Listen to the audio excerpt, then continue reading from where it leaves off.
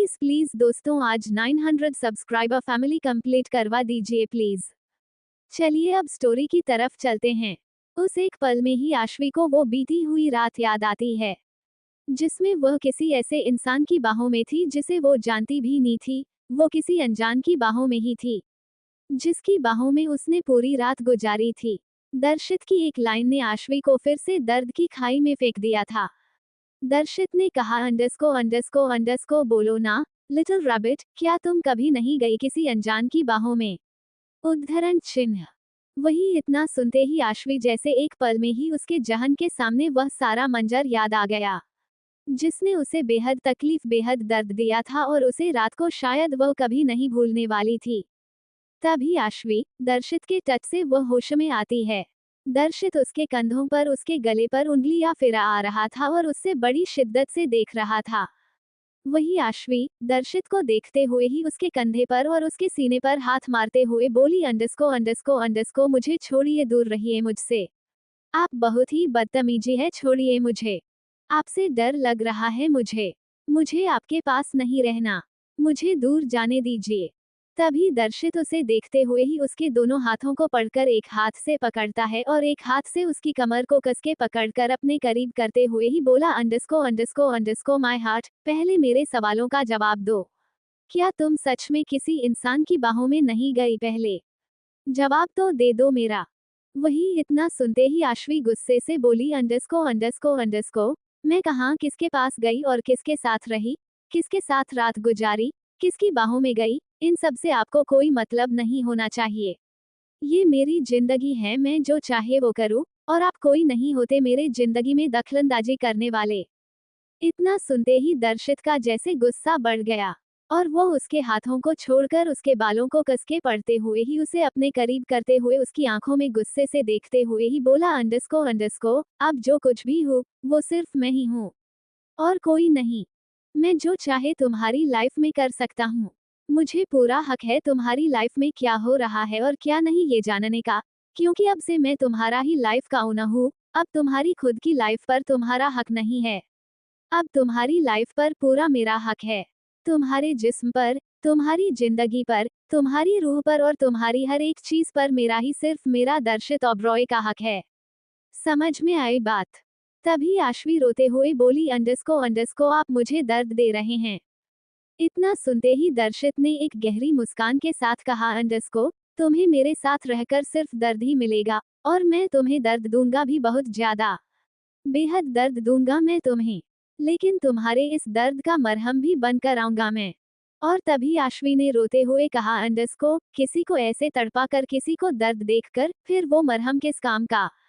तभी दर्शित उसके चेहरे को देखते हुए बोला, अंडरस्को गहरी चोट लगने के बाद जो उस पर मरहम लगता है ना, और वो मरहम लगने के बाद जो दर्द से राहत मिलती है ना, वो बहुत सुकूनदायी होती है। जैसे प्यासे को पानी मिलने पर उसकी प्यास बुझ जाए, वैसे ही। आश्वी ने कहा, अंडरस्को वह मुझे कुछ नहीं पता। आप दूर हटिए मुझसे और दूर जाए, मुझे छोड़ दीजिए। ये कैसी बदतमीजी कर रहे हैं आप? तभी दर्शित उसे देखते हुए ही उसके बालों को छोड़ देता है और उसके बालों को ठीक से सही करता है और फिर अपना चेहरा आश्वी के कंधों पर रखकर उसकी गर्दन में अपना चेहरा छुपा लेता है, जिससे आश्वी हैरान रह जाती है। आश्वी वैसे ही सुन्न सी बैठी थी। तभी दर्शित उसके बालों को स्मेल करते हुए ही उसकी गर्दन को स्मेल करता है और फिर वो उसके गले में अपना चेहरा छुपा लेता है, जिससे आश्वी के रोंगटे खड़े हो गए थे और वो कसमसाते हुए ही उसकी पकड़ से छूटने की कोशिश करती है। वही दर्शित वैसे ही उसके गले को, उसके बालों को स्मेल कर रहा था और उसे एक जुनून के साथ, एक पागलपन के साथ स्मेल करते हुए ही बोला, अंडरस्को माय रैबिट, तुम्हारी ये फ्रेग्रेंस मुझे पागल बना रही है। वही आश्वी तो जैसे कुछ पल वह वैसे ही रहती है और फिर वह दर्शित को एक झटके के साथ धक्का दे देती है और फिर वह जल्दी से खड़ी हो जाती है। वहीं दर्शित की पकड़ जो हल्की ढीली हुई थी, जिससे आश्वी उसकी पकड़ से छूट गई थी और उससे दूर हो गई थी। वहीं दर्शित अपना चेहरा ऊपर करके एक खतरनाक लुक के साथ आश्वी को देखता है। वही आश्वी रोते हुए ही बोली, अंडरस्को आप बहुत बुरे हैं, बहुत बुरे हैं, बहुत बुरे हैं। मैं आज से आपकी कंपनी में कभी नहीं आऊंगी। इतना बोलकर वह आगे बढ़ने को हुई। लेकिन वह आगे बढ़ती उससे पहले ही तभी दर्शित एक झटके के साथ ही आगे बढ़कर खड़े होकर उसका हाथ पकड़ लेता है और पीछे से ही आश्वी को अपनी तरफ खींचकर उसे पीछे से ही अपनी बाहों में पूरी तरह से भर लेता है। आश्वी एक स्टूचू बन गई। वही दर्शित ऐसे पीछे से ही उसके कंधे पर अपना चेहरा रखकर डेविल स्माइल करते हुए बोला, अंडरस्को, गलत बात रैबिट, गलत बात। मुझसे दूर जाना बहुत गलत है। माय रैबिट, तुम मासूम तो बहुत लगती हो, लेकिन कभी कभी चालाक भी बहुत बन जाती हो। जब मुझसे दूर जाना हो तो बहुत चालाक बन जाती हो, लेकिन तुम मेरे लिए मेरी मासूम रैबिट हो। इतना बोलते हुए ही दर्शित हल्के से अपना चेहरा ऊपर उठाकर आश्वी के कंधे के ऊपर झुकता है और अपने होंठ उसके कंधों पर रख देता है। वही आश्वी की तो जैसे सांसें हलक में अटक गई और वैसे ही उसकी पकड़ अपने कपड़ों पर कस जाती है और वह अपने कपड़ों की मुट्ठी में भींचते हुए ही अपनी आंखें बंद लेती है और जिससे उसकी आंसू बह जाते हैं। वही दर्शित 2-3 बार उसके कंधों को चूमता है और फिर वो आश्वी के कान में बोला, अंडरस्को अंडरस्को, अब बारी आ गई है मेरे करीब आने की। अब दूर जाने की कोई गुंजाइश बची ही नहीं है। अब तुम्हें मेरी कैद में रहना है। चाहे मैं तुम्हें दर्द दूं, अंडरस्को अंडरस्को अंडरस्को अंडरस्को, चाहे मैं तुम्हें सुकून दूं, अंडरस्को अंडरस्को, चाहे मैं तुम्हें प्यार करूं, अंडरस्को अंडरस्को अंडरस्को अंडरस्को, चाहे मैं तुम्हें नफरत करूं, अंडरस्को अंडरस्को, लेकिन तुम्हें रहना तो मेरी कैद में ही है। वही आश्वी इतना सुनते ही वह होश में आती है और वह उसकी पकड़ से छूटने की कोशिश करती है और दर्शित के हाथों को अपनी कमर से हटाने लगती है, लेकिन दर्शित की पकड़ और कश जाती है और आश्वी उसकी बाहों में एक गुड़िया को तरह मचल रही थी।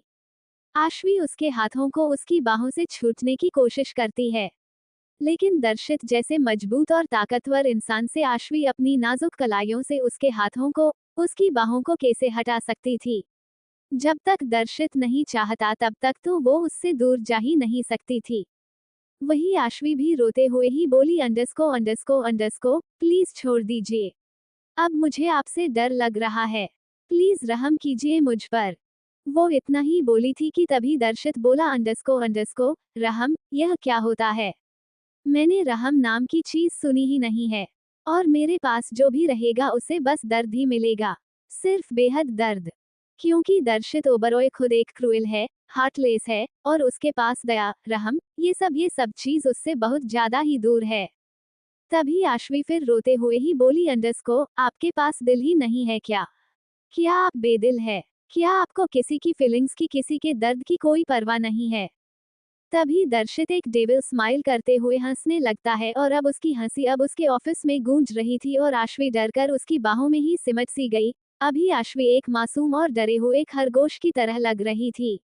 वहीं दर्शित देविलों की तरह हंस रहा था और वह फिर एकदम सीरियस आवाज में बोला, अंडरस्को अंडरस्को अंडरस्को, मैं ब्लैक हार्टेड हूँ, मेरे पास दिल नहीं, काला दिल।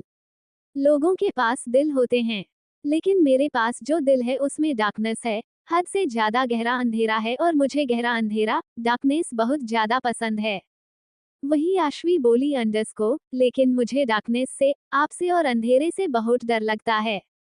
और ये सब आपका एक पागलपन है, आप सच में पागल है। ये पागलपन छोड़ दीजिए और मुझे मुझे जाने दीजिए, मुझे घर जाना है। वही तभी दर्शित उसके बालों को स्मेल करते हुए ही उसके कान के करीब अपनी सांसें छोड़ते हुए ही बोला, अंडरस्को, तुम मेरे करीब आओ तो सही, मैं तुम्हें उस अंधेरे से वाकिफ कराऊंगा जिसमें दर्शित ओबरॉय रहता है। तुम्हें भी मोहब्बत हो जाएगी डार्कनेस से, अंडरस्को, एक बार तुम मेरे करीब आओ तो सही। वही तभी आश्वी अपने कानों पर हाथ रख लेती है और वह चिल्लाते हुए ही बोली, अंडरस्को, मुझे बहुत डर लग रहा है आपसे, बस मुझे छोड़ दीजिए। वही दर्शित एक डेविल स्माइल करते हुए ही बोला, अंडरस्को, लो छोड़ दिया। इतना बोलकर वो आश्वी को एक झटके के साथ छोड़ देता है, अंडरस्को। तभी आश्वी जब उसकी बाहों से आजाद होती है तो उसे जैसे लगता है कि वो एक आजाद परिंदा है। वो एक पिंजरे से निकल चुकी है और वो जल्दी से अपने कदम पीछे लेने लगती है और दर्शित को देखने लगती है। तभी दर्शित उसे गहरी नजरों से देखते हुए ही बोला, अंडरस्को, तुम्हें छोड़ भी इसलिए रहा हूं कि मैं तुम्हें अपने पास ला सकूं और फिर से कैद कर सकूं अपनी बाहों में। आश्वी ने कहा, अंडरस्को, आप सच में पागल है, आपको मेंटल हॉस्पिटल में होना चाहिए। इतना बोलकर ही वह रोते हुए ही उस ऑफिस से बाहर निकालकर भागते हुए ही लिफ्ट में आ जाती है। लिफ्ट में आकर उससे लिफ्ट के बटन भी ठीक से दिख नहीं रहे थे, ना उसके हाथ ठीक से लिफ्ट के बटन पर जा रहे थे। उसके हाथ कांप रहे थे। आश्वी जल्दी से ग्राउंड फ्लोर पर आ जाती है और वह रोते हुए ही वहां से भागते हुए ही बाहर निकलती है। वही बहुत लोगों ने आश्वी को ऐसे देखा था, लेकिन किसी ने कुछ बोला नहीं। वह सब लोग हैरानी से उसे देखते ही रहे। वही आशिक भागते हुए ही उसे कंपनी से बाहर निकल जाती है और वह फिर रोड पर आकर चलने लगती है। उसकी आंखों से झरझर आंसू बह रहे थे। वही आश्वी वैसे ही रोते हुए ही फुटपाथ पर अब चल रही थी। वो ओबरॉय इंडस्ट्रीज से कितना दूर आ चुकी थी उसे खुद नहीं पता था, क्योंकि आज पहली बार किसी ने उससे ऐसे बात की थी। किसी ने उसे ऐसे अपनी बाहों में अपने करीब किया था और ऐसे डराया था। उसके साथ ऐसी बदतमीजी की थी। वो बदहवास सी चलती जा रही थी। वैसे तो अब आश्वी पर तो जैसे आप टूट पड़ा हो, वैसे उस पर मुसीबत एक साथ आई थी। पहले कुणाल का ऐसा धोखा अंडस्को, दूसरा वह क्लब में बिताई हुई रात अंडस्को, और तीसरा दर्शित ओबरॉय जैसे एक आंधी बनकर उसकी लाइफ में आया था। वही आश्वी रोते हुए ही फुटपाथ पर चल रही थी और वह आगे बढ़ रही थी, तभी उसके पास एक कार आकर रुकती है। वही आश्वी जब उस कार को अपने एकदम ऐसे करीब देखती है तो वह चौंक जाती है और एकदम से ही वो होश में आती है और वो अपने आसपास दिखती है। वो कंपनी से बहुत ज्यादा दूर आ चुकी थी।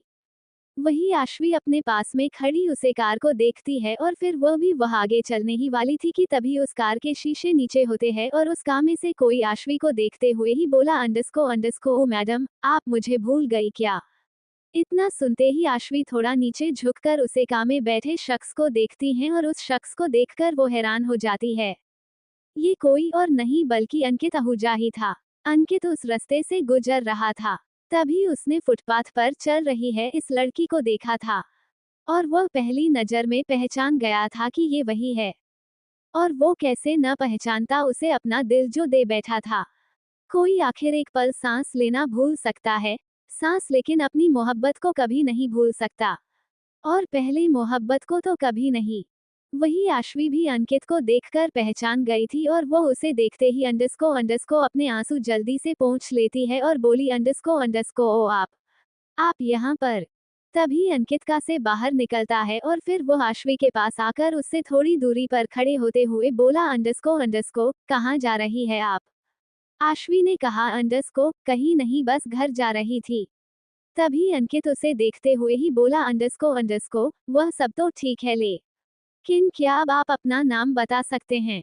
आश्वी हैरानी से अंकित को देखने लगती है।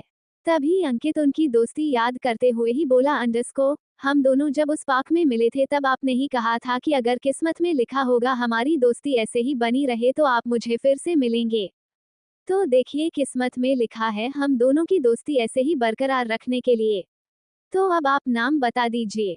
वही इतना सुनते ही आश्वी जबरदस्ती स्माइल करने की कोशिश करती है और वह अपना हाथ आगे बढ़ाते हुए ही बोली, अंडस्को मेरा नाम आश्वी है और मैं ओबरॉय इंडस्ट्रीज में काम करती हूँ और एक अनाथ आश्रम में रहती हूँ। वही अंकित भी उससे हाथ मिलाता है, लेकिन अनाथ आश्रम की बात सुनकर वह चौंक जाता है, लेकिन फिर वह कुछ बोलना नहीं। अंकित आश्वी को देखते हुए ही बोला, अंडस्को क्या मैं आपको आपके घर छोड़ दूं? आश्वी बोली, अंडस्को अरे नहीं, आप परेशान ना हो, मैं चली जाऊंगी। तभी अंकित ने कहा, अंडस्को इसमें परेशानी की क्या बात है? दोस्त ही दोस्त की काम आते हैं। चलिए कुछ बातें भी हो जाएगी इसी बहाने। इतना बोलकर वह उसे अपनी कार में बिठने को कहता है। वही आश्वी ना चाहते हुए भी उसकी कार में बैठ जाती है और वह दोनों फिर आश्रम की तरफ निकल जाते हैं। वहीं दूसरी तरफ दर्शित अपनी चेयर पर बैठा हुआ था और जैसे वो जंग जीत गया हो वैसे ही उसके चेहरे पर एक घमंडी स्माइल थी।